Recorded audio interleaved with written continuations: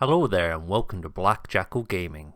We're going to take a look through the three speeder options for the Primaris Marines and take a look at what they do, if they're worth actually taking, if speed is still just an essential attribute in 40k, how much they cost, and if the firstborn variants are actually dead.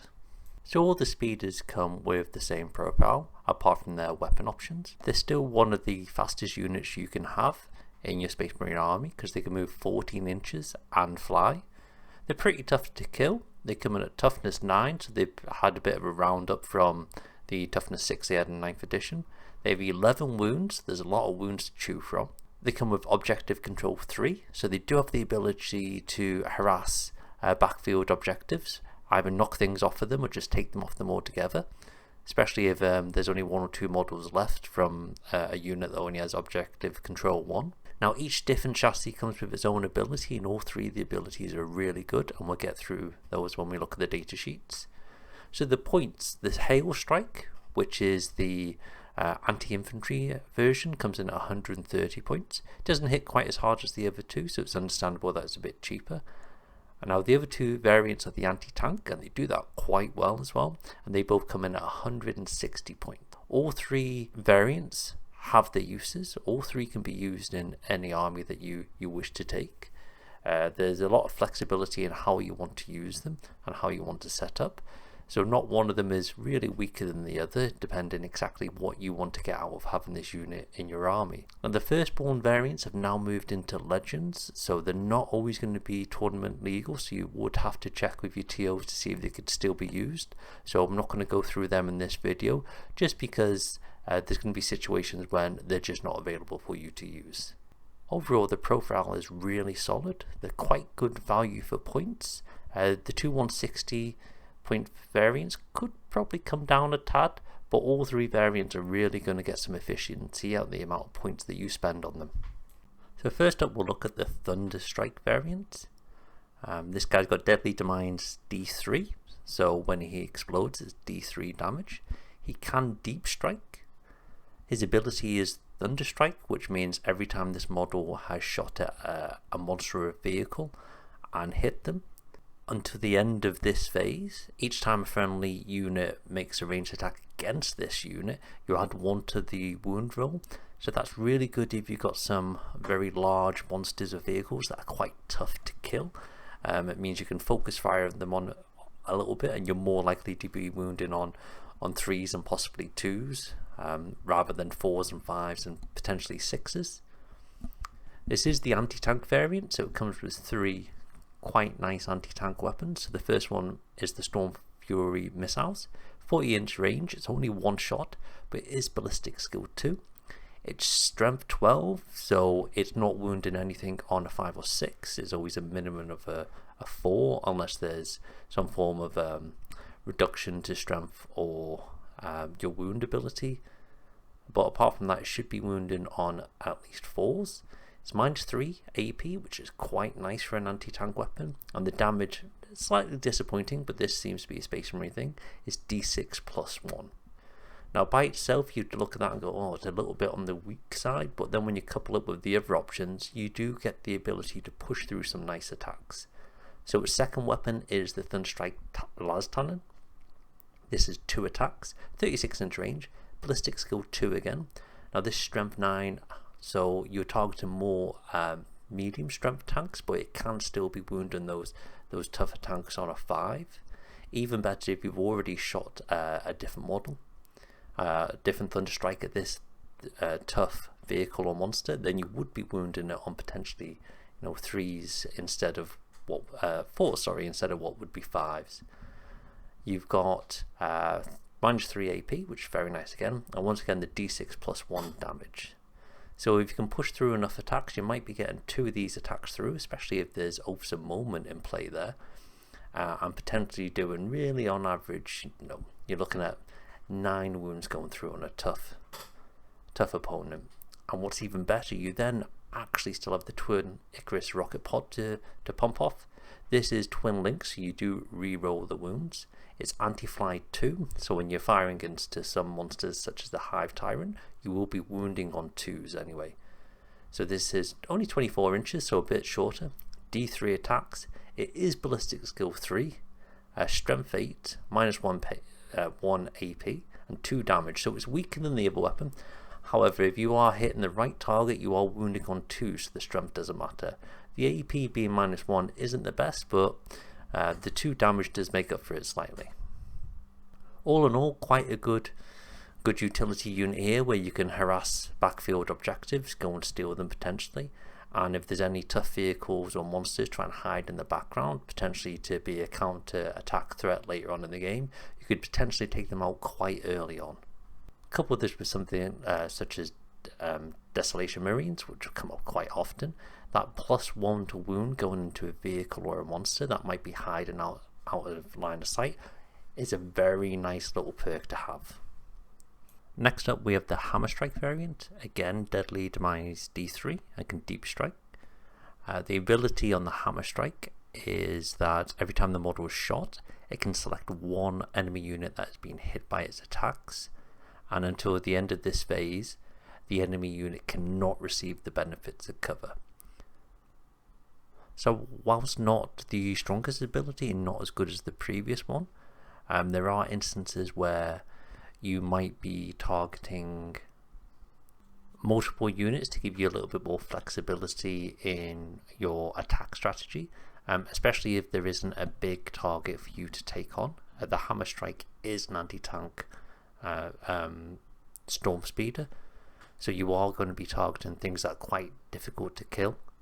More the medium toughness to high toughness at a pinch option, but it does give the ability, if you don't have any useful targets, that you can just target some weaker options to remove their benefits of cover, especially when you're bringing your Desolation Marines into play. Even though some of their ranged weapons ignore the benefits of cover anyway, it's just to give more flexibility in your target priorities, knowing that some of your targets will, regardless of what's going on, not receive the benefits of cover. So the weapons come in at a Hammer Strike missile launcher, it's 36 inches, 2 attacks, ballistic skill 3 for all 3 weapons. Now this is more of your median toughness target you're going for, because all the weapons are strength 9, but it does have some good AP. So you've got -3 AP and D6 damage. Your next one is a Crackstorm grenade launcher, which is 18 inches. I like that it's called a Crackstorm grenade launcher, but it's only one shot. Doesn't really go with the name, but anyway, it's strength 9 again, -1 AP, D3 damage. And then you've got the Melted Destroyer, which is Melter 2, of course, so when it's in Melter range, you get that +2 damage.